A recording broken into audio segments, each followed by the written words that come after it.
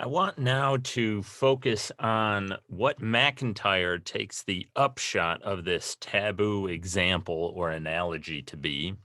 And then I'm going to transition to talking about some of the kind of more general themes of this course. So, according to McIntyre, Nietzsche is right about modern culture. His negative project is correct when it comes to modern culture. That is to say, according to McIntyre, Nietzsche has accurately diagnosed the situation that we today are in. We today accept and live by a value system, morality, a certain kind of morality that is, in some sense, unintelligible to ourselves and unjustifiable, which is, in some sense, arbitrary. It's arbitrary and unintelligible in the sense that we can't justify it. We can't make sense of it because the only beliefs, the only ideas or concepts that could justify living in this way, living by these moral codes and so on, we have abandoned, we have rejected by and large. Not everybody, but most of us. And so Nietzsche, according to McIntyre, has accurately diagnosed this situation that we're in.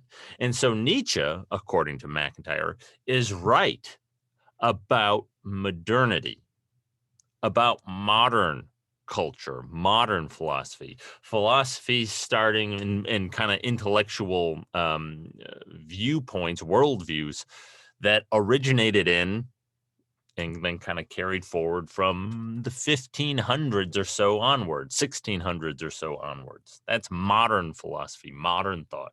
Nietzsche, according to McIntyre, is right about the kind of irrational nature of modern thought, the unjustifiable nature of modern thought. According to McIntyre, however, right, Nietzsche is dead wrong about what we should do in light of this or what we should hope for. Because in Nietzsche's view, we should hope for something like this Ubermensch, a new noble morality. We should hope to get beyond good and evil and have a good and bad table of value and so on, right? According to McIntyre, that stuff is just dead wrong. According to McIntyre, what we need to do is recover that original context that made intelligible and justified our moral values, our morality. And in McIntyre's view, the primary proponent and the kind of most impressive proponent of that original context is Aristotle. And so, what we need to do today, according to McIntyre, is try to recover Aristotle, Aristotelianism. And so, in McIntyre's view, the only two live alternatives, alternative worldviews that are in any way at all kind of justifiable or that make sense are those presented by Nietzsche and Aristotle.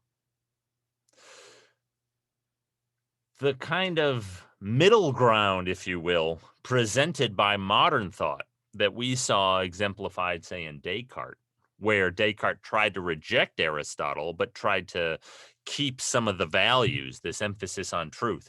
Modern thought more generally, right? There are modern ethicists, Descartes not one of them, but there are modern ethicists who reject Aristotle, but try to nonetheless justify morality. We didn't focus on that in this class, but there's a similar story to be told about those kinds of modern philosophers as we told about modern philosophy in this class. The idea is that McIntyre has is that kind of middle ground where we reject Aristotle, but also try to stave off the Nietzschean Übermensch is a dead end. That's McIntyre's idea, right? And the only real live alternatives we have are Nietzsche on the one hand. You can even think something like Callicles on the one hand, and then Aristotle or Socrates on the other. Those are really the alternatives presented to us. So what would it mean to recover Aristotle? McIntyre and there are other, McIntyre's not the only person like this. There are other people who others would call neo-Aristotelians. But McIntyre and these other neo-Aristotelians are clear that recovering Aristotle is not simply a matter of pretending modern science never happened and just whatever. We just say all the things Aristotle said and that's it. No, that's not it at all. Modern neo-Aristotelianism, McIntyre, they try to recover Aristotle, and that's a project because what we need to do is take on certain core ideas from Aristotle, but reject other ones. The idea here, however, is that what we must reject is not really the heart of any of Aristotle's or Plato's or Socrates' ideas. Well, wait a minute, you might think.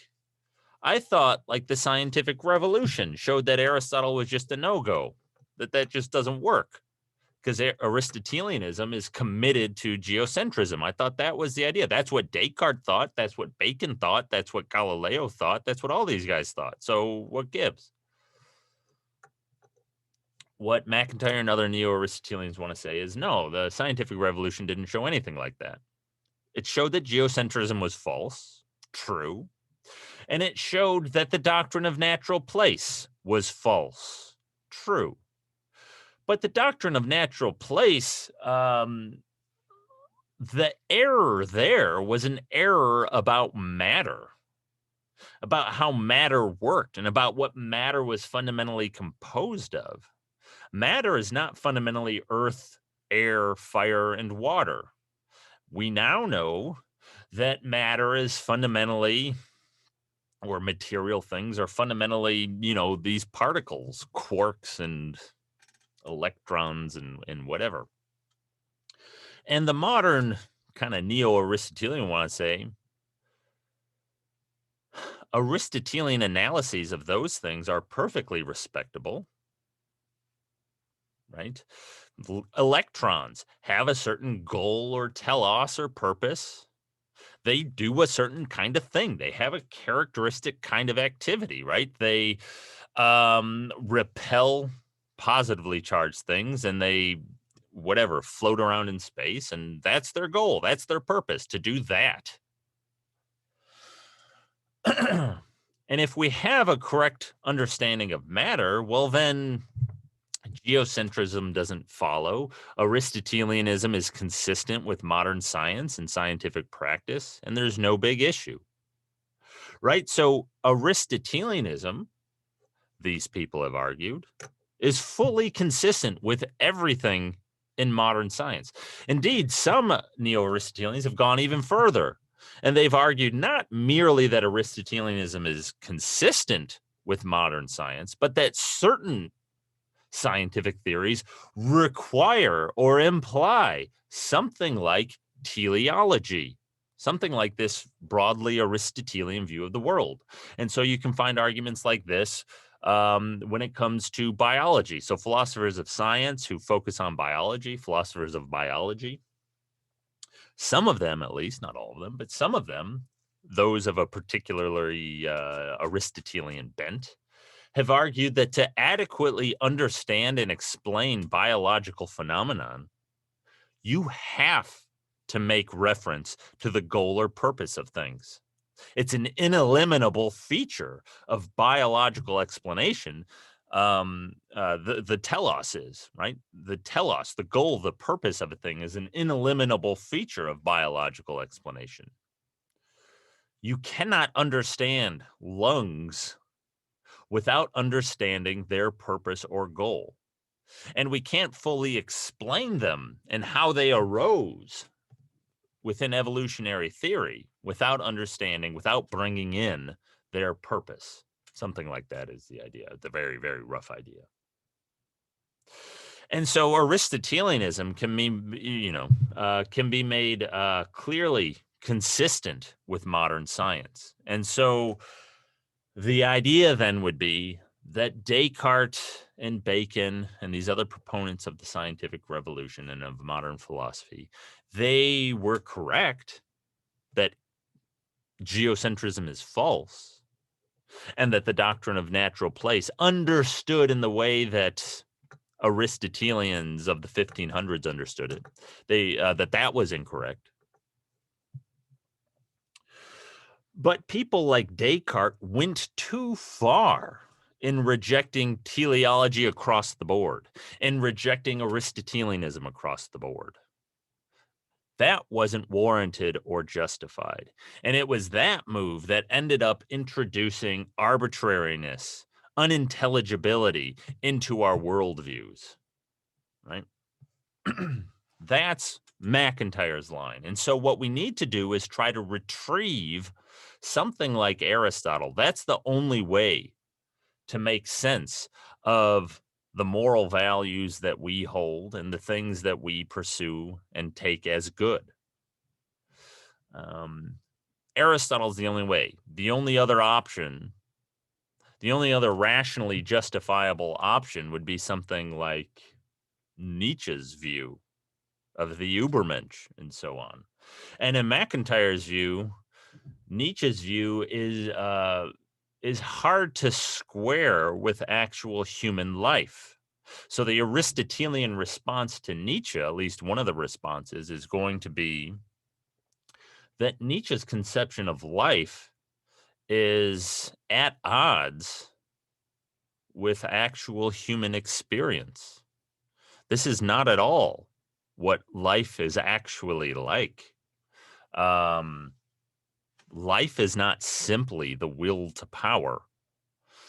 Go to the De Anima for a fuller explication of what life involves and what it might entail. And when you supply this kind of Aristotelian conception of life, we don't get calls for an Übermensch coming out the other side. We get the good life is virtuous, rational activity. Pursue justice, pursue moderation, pursue courage, and so on. Right? Now,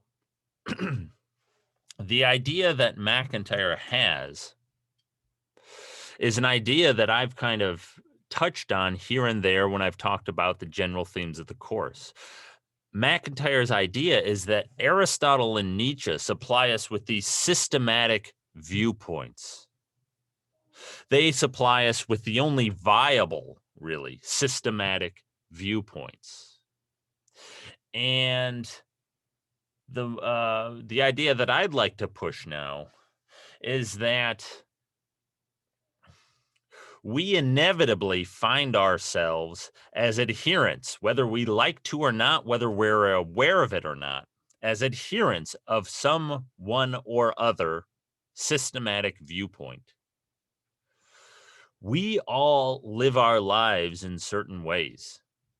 We all pursue certain things. By living a life, you are assuming certain answers to philosophical questions. You are ascribing to, whether you realize it or not, some view about the way human beings work, about what's valuable, and about how human beings fit into the world and how they relate to the divine, or don't relate for that matter, if there is no divine, right? By the way that we live our lives, we automatically assume certain answers to philosophical questions. That is just to say, whether we want to be or not, and most of us probably don't want to be, but whether we want to be or not, we are all philosophers. You are a philosopher, whether you want to be or not. Tough luck. What I hope to have done in this class is afford you some of the tools for doing philosophy well, for thinking about it more reflectively and consistently, right? We're all philosophers, whether we want to be or not, so we may as well do it well. And as I've tried to show in this class, right, in doing philosophy, philosophy is the thing that's best done systematically. An answer to one question about how one ought to live one's life is going to be inextricably linked with answers to questions about what the structure of the world is. And by going through these various philosophers in this class, their various systems, by showing how all of these things are related, I hope to have given you the tools to not just do philosophy, but to do it well. And so to shape your lives in ways that might be more consistent or rational or understandable, coherent, right?